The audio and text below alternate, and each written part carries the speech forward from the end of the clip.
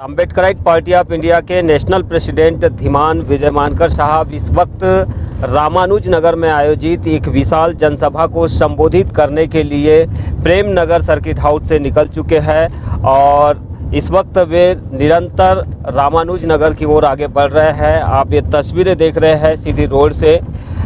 चूँकि मैं आपको ये बताना चाहूँगा कि ज़्यादातर राजनीतिक दल जो है देश में वो शहरों से गांव की ओर जाते हैं, लेकिन एपीआई एकमात्र ऐसी पार्टी है जो गांवों और जंगलों से शहर की ओर आगे बढ़ने का प्रयास कर रही है। इसी का ये प्रयास है कि एपीआई जंगलों में निरंतर काम कर रही है, उन परिवारों के बीच काम कर रही है जिन्हें ज़्यादा ज़रूरत है, जिनके जीवन को सुखमय बनाने के लिए और समृद्ध बनाने के लिए। ऐसे में कितना ज़रूरी हो जाता है अम्बेडकराइट पार्टी ऑफ इंडिया के नेशनल प्रेसिडेंट होने के नाते विजय मानकर के लिए इस तरह से काम करना कई राजनीतिक दलों की चुनौतियों के बीच में आखिरकार। तो आइए समझते हैं सीधा विजय मानकर साहब से। यमले जी, सबसे पहले तो आप जंगल दिखाने का प्रयास कीजिए, क्योंकि हम प्रेम नगर के गेस्ट हाउस से जो है वो जंगल जो है वो पहले देखेंगे। चारों तरफ आपको जंगल ही जंगल दिखेगा। अगर हाँ, ये देखिए बिल्कुल क्लियर व्यू है। आप अपने साइड का भी दिखा सकते हो, उधर का भी जो है वो तो जंगल ही जंगल जो है चारों तरफ आपको। लंबा आगे भी दिखाइए, आगे से भी शायद लोगों को ज़्यादा अच्छा व्यू आएगा कि कितना लंबा जंगल जो है। हाँ, आप देखेंगे कंटिन्यूस जंगल मिलेगा। लगभग पूरा 25-30 मिनट जो मुझे चलना है वो जंगल ही जंगल मिलेगा। तो ये महत्वपूर्ण बात है कि एपीआई देश की एकमात्र ऐसी पार्टी है जो जंगलों से गांव और गांव से शहर की तरफ जाती है। ये एक महत्वपूर्ण बात है कि एपीआई जो है वो उन लोगों की पार्टी है जिनका कोई इस देश में नहीं है, जिन लोगों के अधिकार अभी तक जो है वो सुनिश्चित नहीं हुए हैं। ये एक महत्वपूर्ण बात है जिसे हमें समझने की ज़रूरत है और इसीलिए जो है एपीआई को जो है वो देश में सक्सेसफुल करना ज़रूरी है, क्योंकि एपीआई जो है वो लोगों के अधिकार और विकास और गरिमा के ऊपर काम कर रही है under the human rights and various policies and laws including the constitution also. तो ये एक महत्वपूर्ण बात है जिसको समझने की ज़रूरत है। यमले जी, आप कुछ और पूछना चाहे तो पूछ सकते हैं। सर, दूसरा सवाल मेरा ये है सर आपसे। हम देख रहे हैं कि ज़्यादातर जो शेड्यूल एरियाज़ है वो जंगलों और पहाड़ों के बीच बटा हुआ क्षेत्र है। आदिवासियों का जो निवास स्थल रहा है वो तो जंगल रहा ही है। शेड्यूल एरियाज़ के हिसाब से जो उनको लाभ मिलना चाहिए था वो नहीं मिल पा रहा है। इसके ऊपर शायद आप आगे कुछ काम करने वाले, इसकी जानकारी हमें मिली। सर, बताएंगे किस तरह से काम कर रहे हैं आप इसको लेकर? यमली जी, इस पर मैं कई बार बोल चुका हूँ। एक्चुअली 2 बिल्स भी मैंने संविधान संशोधन के इसमें दिए हुए हैं। ये संविधान में आदिवासियों को एबोरिजिनल ट्राइब नहीं लिखना, नहीं मानना, इसको डिनाई करना, ये सबसे बड़ी भूल थी। जिस भी व्यक्ति ने ये किया है उन्हें एबोरिजिनल हिस्ट्री का, इंडिजिनस हिस्ट्री का और कल्चर का और मानव के उत्क्रांति के सिविलाइजेशन का उस व्यक्ति को अध्ययन ही नहीं था। और इस वजह से जो है उस व्यक्ति ने जो है संविधान में लिखते वक्त एबोरिजिनल ट्राइब जो है ये वर्ड नहीं कहा, इसको डिनाई किया। जबकि जयपाल सिंह हुड्डा जो है वो बार बार कह रहे थे कि भाई हमें एबोरिजिनल ट्राइब लिखना चाहिए और हिंदी में जो है वो आदिवासी लिखना चाहिए। तो दोनों ही चीज़ें संविधान में नकारी गई। हिंदी ट्रांसलेशन में आदिवासी भी नकारा गया, इसलिए नकारा गया क्योंकि ओरिजिनल इंग्लिश में ही एबोरिजिनल ट्राइब नकारा गया। ये एक महत्वपूर्ण बात है जिसे हमें समझने की ज़रूरत है। अब इसकी वजह से जो उनके जो जल ज़मीन जंगल के अधिकार है और साथ में जो उनके मिनरल राइट्स है और जो उनकी कल्चरल आइडेंटिटी है, जो भाषाएं हैं, ये तमाम चीज़ों को लेकर जो है हमारे कॉन्स्टिट्यूशन में इसकी गारंटीज़ नहीं है।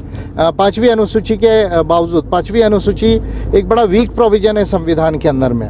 अब जो पेसा लॉ 1996 में आया, फॉरेस्ट राइट्स एक्ट 2006 में आया, लेकिन अभी तक पेसा रूल्स नहीं बने हैं और पेसा लॉ को भी खुद प्रोग्रेसिवली अमेंड करने की ज़रूरत है भारत के संविधान के साथ में।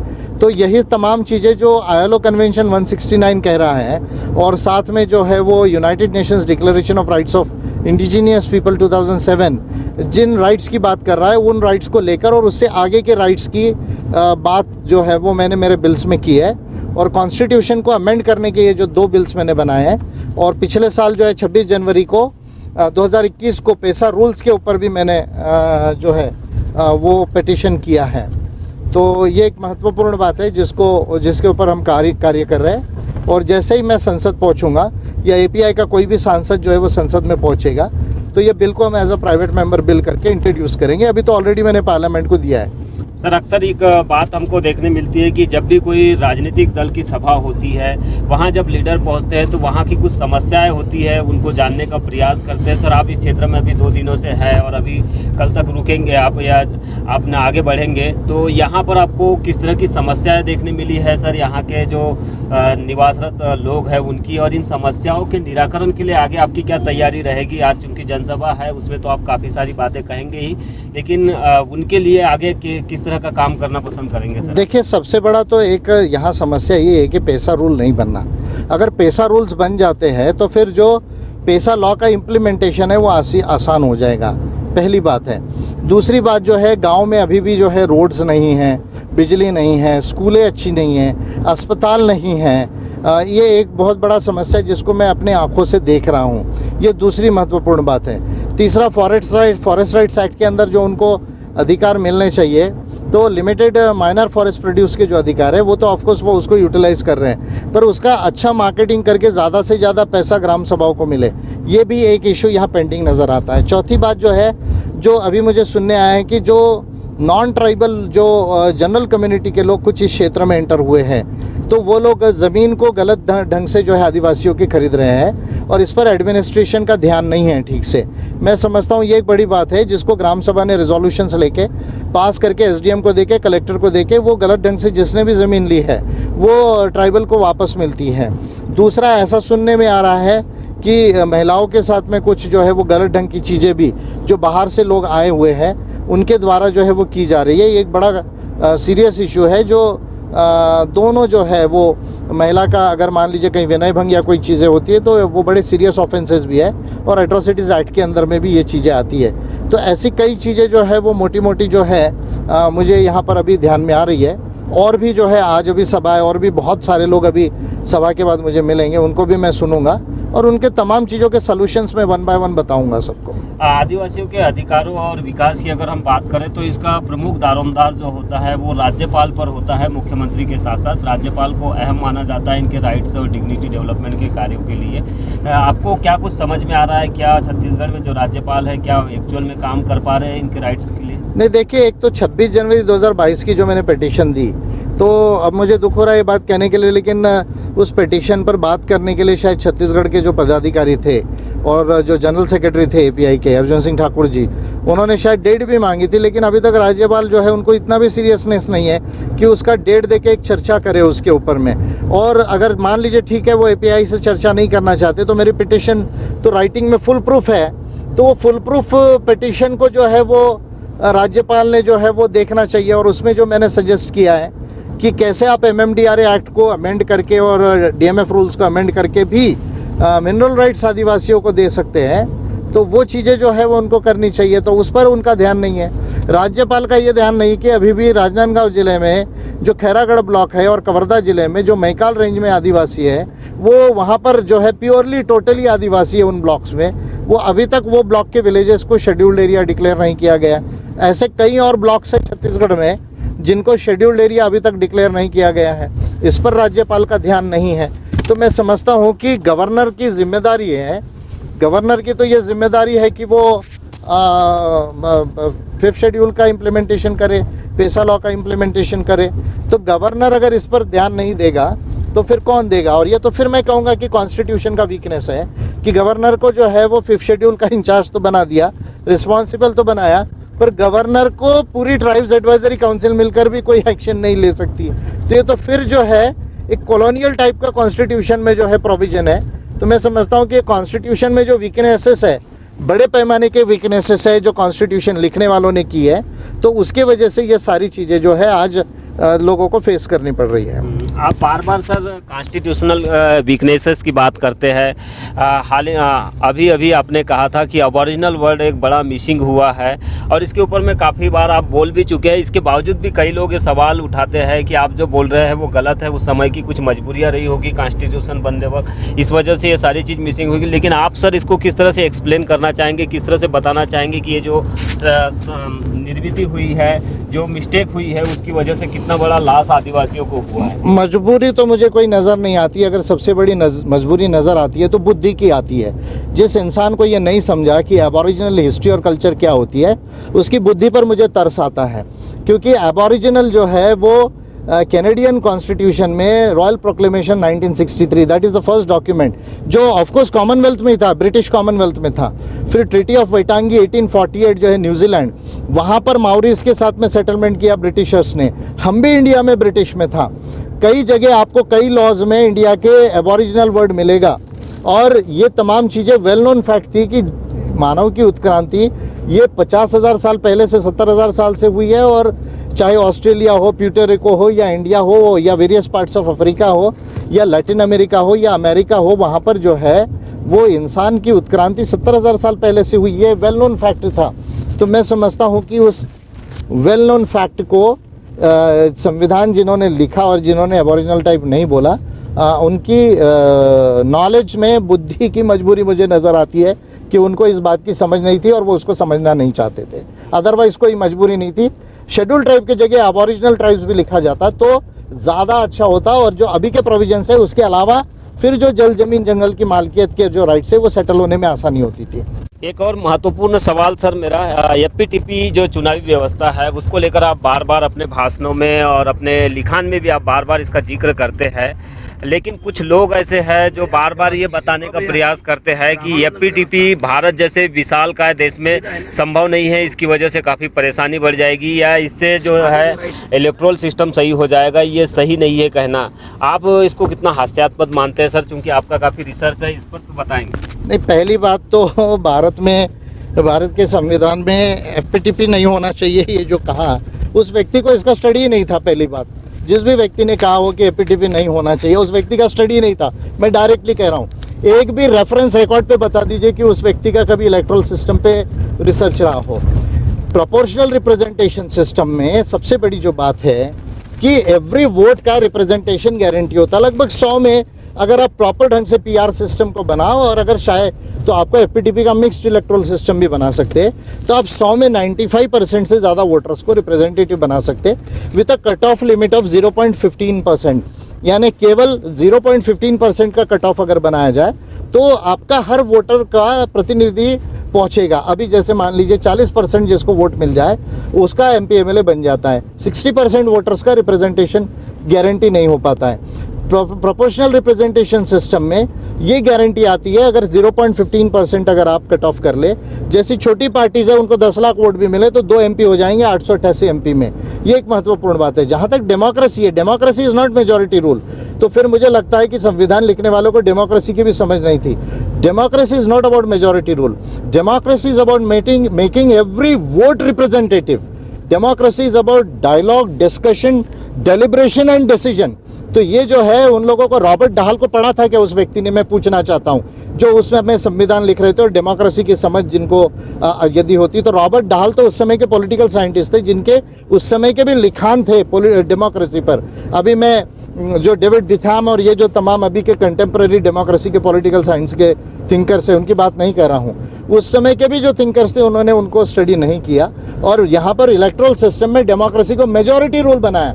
Majority rule is being converted into majoritarian rule due to the electoral system. और इसी के वजह से पढ़े लिखे लोग, गरीब और माइनॉरिटीज़ और छोटी पार्टीज़ के रिप्रेजेंटेटिव लोकसभा, राज्यसभा में और विधानसभा में नहीं पहुंच पाते। और डेमोक्रेसी का बड़ी कंट्री छोटी कंट्री से कोई लेना देना नहीं है। फिर चाइना की भी आबादी इंडिया के बराबर है, तो फिर वो तो डेमोक्रेसी को मानती भी नहीं और कोई भी इलेक्टोरल सिस्टम को नहीं मानती है। तो क्या हमने वो मॉडल ले लेना चाहिए? और जर्मनी जैसी बड़ी डेमोक्रेटिक कंट्रीज़ में ऑलरेडी पीआर सिस्टम है। 102 कंट्रीज़ दुनिया की जो है वहाँ पीआर और मिक्स्ड इलेक्टोरल सिस्टम है। तो भारत में इसको नकारना मैं समझता हूँ बगैर रिसर्च के हुआ है। इस पर कोई डिस्कशन, डिबेट नहीं हुआ कॉन्स्टिट्यूएंट असेंबली में। और उसके बाद संविधान बनने के बाद केवल कम्युनिस्ट पार्टी ने इसके ऊपर थोड़ा सा बात की है, उसके अलावा कोई और पार्टी ने इस पर बात नहीं की। और कम्युनिस्ट पार्टी ने भी जब वो पार्लियामेंट में थी तो तब इसको बिल मूव करना चाहिए थे, वो उन्होंने नहीं किया, वो मैंने किया है। सर, ये जो आपने एफपीटीपी पर सवाल उठाया, इतनी बड़ी मिस्टेक के बावजूद भी हम देख रहे हैं कि कुछ लोग इतनी बड़ी मिस्टेक का बचाव कर रहे हैं और कई लीडर्स जो है अभी तक इस बात को लेकर ओपनली तो कह भी नहीं रहे हैं। इसका क्या वजह है सर, और इसका कितना बड़ा नुकसान हो सकता है आने वाले समय में और वर्तमान में भी हो रहा है सर? ऐसे जो भी तमाम लोग जो एफपीटीपी को ब्लाइंडली डिनाई कर रहे हैं, एफपीटीपी को डिफेंड कर रहे हैं, उनको जाके पहले तो दुनिया के 102 कंट्रीज से ज़्यादा जो कंट्रीज़ में इलेक्टोरल सिस्टम है उसको स्टडी करना चाहिए, जिसका 1% भी स्टडी कॉन्स्टिट्यूएंट असेंबली के किसी भी व्यक्ति ने नहीं किया था और उसके बाद भी इंडिया में नहीं हुआ।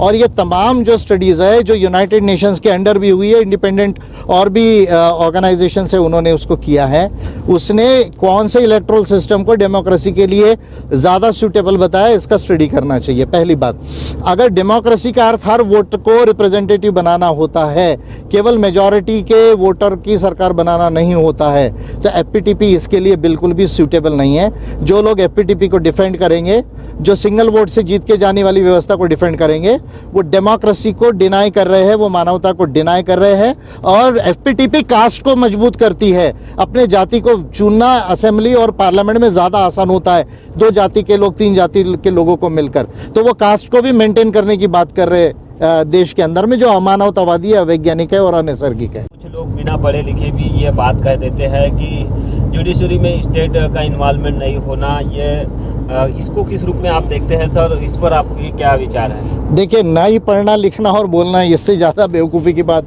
और कुछ नहीं हो सकती। पहली बात तो देश और दुनिया का स्टडी करना चाहिए। जिन लोगों ने बुक्स देखे भी नहीं, उन्होंने एक सिर्फ आजकल तो जो है बोलने की आज़ादी हर एक को, एक अलग बात है, पर कुछ भी लिख देना, कुछ भी बोल देना, ये हास्यास्पद है। वो आपकी बुद्धि के ऊपर तरस आता है। ऐसे लोगों को अपने बुद्धि का स्वयं विवेचन करना चाहिए। बगैर पढ़े लिखे, बगैर रिसर्च किए किसी भी बात पर बोलना, मैं समझता हूँ कि ये कोई बुद्धिमान व्यक्ति की निशानी नहीं होती, ये अवैचारिक व्यक्ति की निशानी होती है। इंडियन कॉन्स्टिट्यूशन में जुडिशरी को कहीं पर भी स्टेट नहीं लिखा गया, और ये लिखने वालों की फिर मैं कह रहा हूँ कि मिस्टेक है कि the definition of judiciary, the definition of the state, अगर आप आर्टिकल 12 पढ़ लेंगे या रिलेटेड आर्टिकल्स 13 और बाकी भी आर्टिकल्स पढ़ लेंगे, या उधर 124 का भी जो आपका यूनियन जुडिशरी का भी पढ़ लेंगे, तो यू विल फाइंड कि जुडिशरी को कहीं पर भी स्टेट नहीं माना गया है। Under the Indian constitution only the legislature and executive has been considered as the state, not the judiciary. तो ये एक बहुत बड़ा फंडामेंटल मिस्टेक भी कॉन्स्टिट्यूशन के अंदर में है, और यही वजह है कि जुडिशरी में रिजर्वेशन नहीं है। जो रिजर्वेशन है आर्टिकल 16(4) जो बेसिक आर्टिकल है रिजर्वेशन का, उसको आप देखेंगे तो reservation is only in appointment and posts, whereas judiciary is an office. तो स्पेसिफाइड ऑफिसेस में रिजर्वेशन का प्रोविजन हमारे कॉन्स्टिट्यूशन में नहीं है। ये मिस्टेक फिर कॉन्स्टिट्यूशन लिखने वालों का एक बड़ा मिस्टेक है, ऐसा मैं क्लियरली मानता हूँ। और मैंने जो 2 बिल बनाए हैं रिजर्वेशन को एक्सपांड करने के, उसमें इनको बड़े सुंदरता से, बड़े वंडरफुल टर्मिनोलॉजीज और प्रोविजंस में एक्सपांड किया है। आप बार बार सर कॉन्स्टिट्यूशन में जो मिस्टेक हुई है या जो चूक हुई है बड़ी संविधान निर्माण के वक्त, उसको लेकर बार बार आप ओपनली बात कर रहे हैं। इसके बावजूद भी कुछ लोग जो है बार बार डिफेंड करने की कोशिश करते हैं, बचाव करने की कोशिश करते हैं संविधान लिखने वालों को। वो एक अलग विषय हो सकता है, लेकिन इसके बावजूद संविधान में और ऐसी कौन कौन सी कमियाँ हैं सर, जिसका फ़ायदा उठाकर वर्तमान की जो गवर्नमेंट है जो हिंदुत्व को मजबूत कर गई है? संविधान में एक नहीं 50 मिस्टेक्स है, अगर मैं उसको एनलिस्ट करना चाहूँ तो, लेकिन अभी आज मोटा मोटा बता देता हूँ। एक, हमारे यहाँ इलेक्टोरल सिस्टम का सबसे बड़ा मिस्टेक हुआ है कॉन्स्टिट्यूशन में। दूसरा, जुडिशरी को स्टेट नहीं लिखना, इसके वजह से जुडिशरी की अकाउंटेबिलिटी प्रॉपरली डिफाइंड नहीं हुई है, ये भी एक कॉन्स्टिट्यूशन में मिस्टेक है।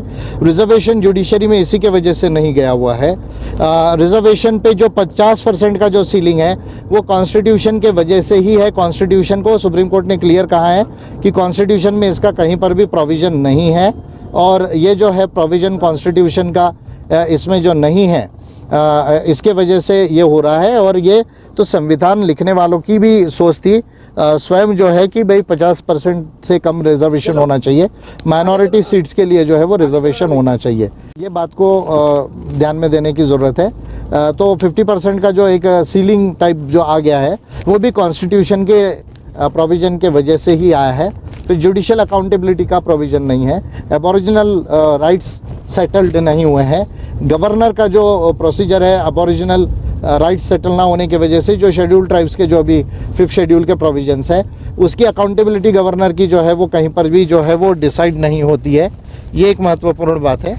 और इसके साथ में जो है और भी छोटी बड़ी बहुत सारी वीकनेसेस है, जैसे आपकी बजट का प्रोविज़न है, लेकिन बजट का किस तरह से मोटे तौर पे बनना चाहिए इसके कहीं पर भी कोई गाइडलाइंस नहीं है।